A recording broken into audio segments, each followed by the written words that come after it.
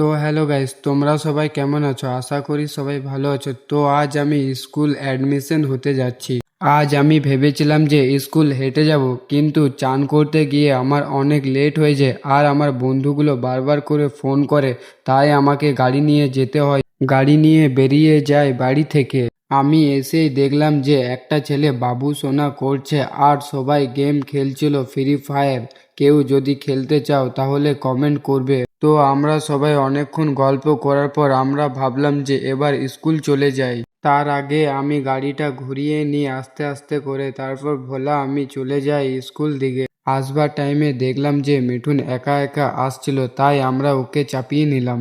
গাড়িটা পার্কিং করে দুজন মিলে স্কুলের ভিতরে চলে যাই। এসে দেখলাম যে 12 ক্লাসের গেট বন্ধ ছিল, কিন্তু গেট খুলে দেখি যে ছেলেগুলো ভিডিও বানাচ্ছিল।